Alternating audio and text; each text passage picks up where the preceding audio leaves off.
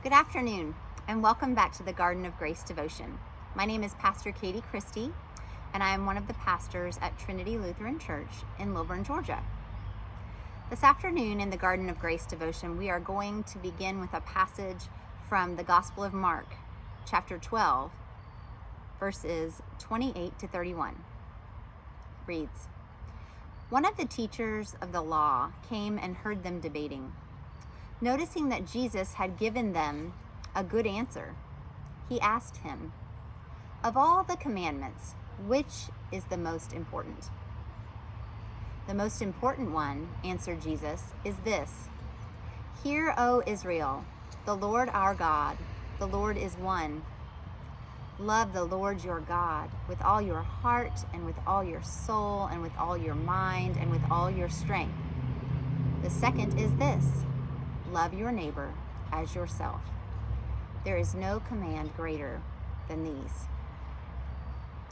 I've been thinking a good bit recently about what it means to love my neighbor. And on Monday of this week, I was given a rather unexpected example. It was my day off and I had various things to do around the house.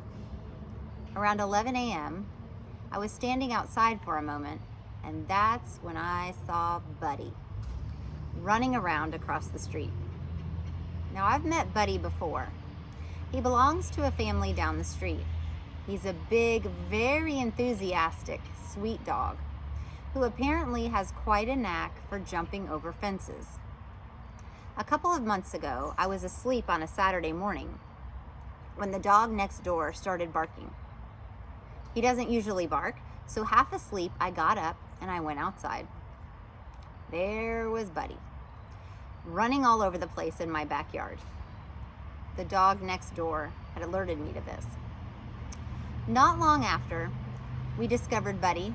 One of the kids and adults that Buddy lives with came running. They were so thankful that we'd found Buddy. And they talked about all the different things they've done at home to try to keep this dog in his own yard.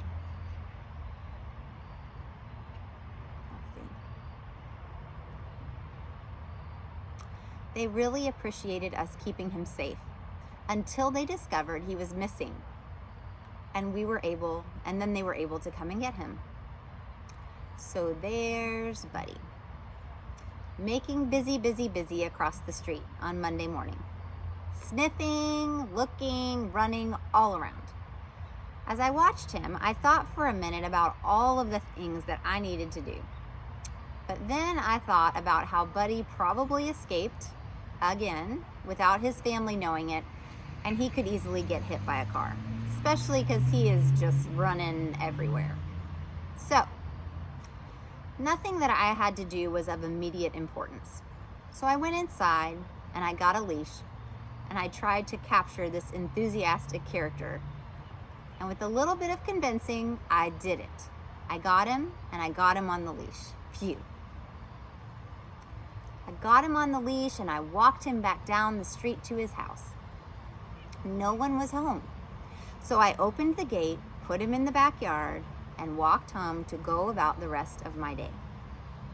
I'd done my good deed, now to get on with something I needed to do. Wouldn't you know, it wasn't 5 minutes later. I look out the window and here comes Buddy. Again. Oh geez. Just as busy and enthusiastic as before. I've already done my good deed though, right? I've already loved my neighbor once today. So I'm good. Time to go do the dishes or something else. Then I looked at him again.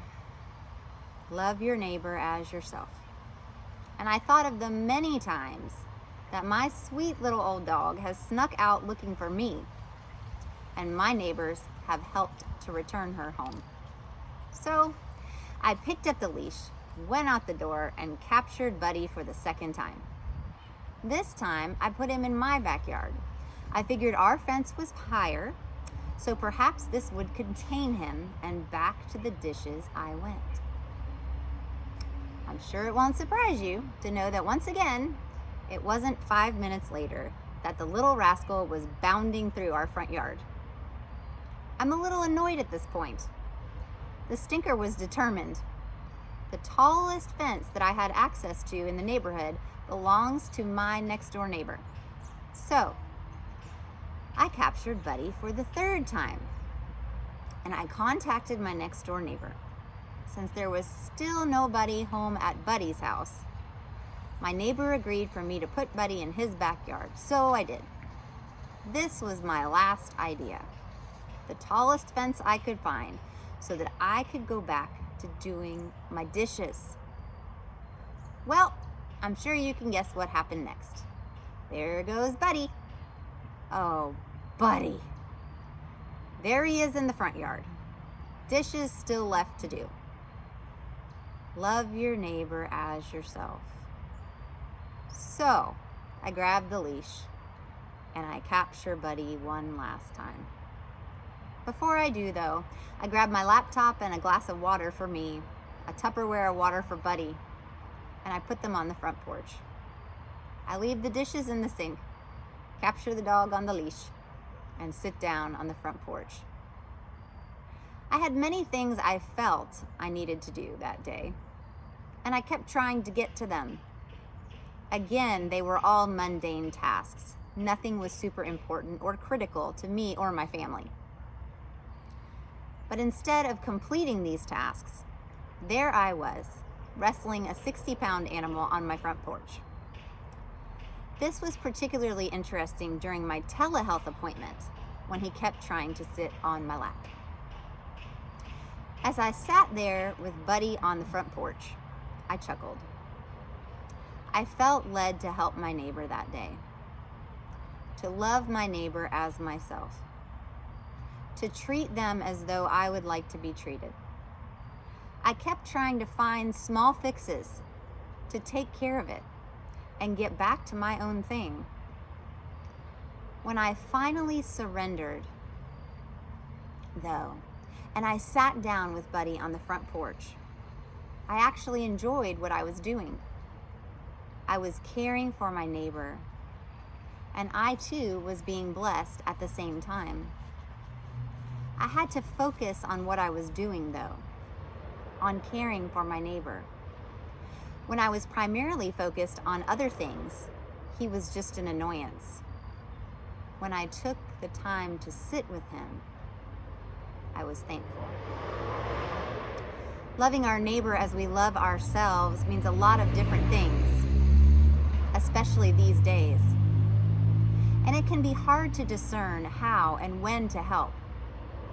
Yet I keep learning over and over that loving our neighbor as we love ourselves begins with listening, seeking first to understand, then to be understood. If I hadn't listened on that Saturday morning to the barking dog and gone and checked it out, if I hadn't taken the time to listen to Buddy's owners when they came to get him, I wouldn't have known that it was safe for me to help. I wouldn't have known where Buddy lived, or that his family would be okay with someone helping to keep Buddy safe if he showed up in their yard. Now, I am not suggesting that we all go out and try to start catching our neighbors' dogs. What I am suggesting is that day I was reminded of the importance of taking the time to love my neighbor as myself. Even though it was inconvenient, even though it was rather annoying, I was reminded of the importance of taking the time to love my neighbor as myself. I was also reminded that sometimes loving my neighbor isn't easy. Sometimes it gets in the way of something I'd rather be doing. Yet I'm called just the same. At the end of the day, I am called to love my neighbor. Sometimes it's inconvenient, and sometimes it may mean that my dishes don't get done. Sometimes it may mean that there's a 60-pound dog in my lap. Yet I am called to love others with the overflow of the love that God has given to me. Later in the afternoon, after Buddy's owners got home, I walked him home. They offered incredible gratitude that I helped to keep Buddy safe for the day. And I think that they added another level to their fence since then, because I haven't seen Buddy the rest of the week. So what does it mean for each of us to love our neighbors?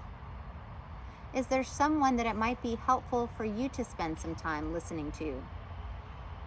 Are you looking for someone to listen to you? May we continue to support each other and those around us, giving thanks to God, the well of love that never runs dry. Amen.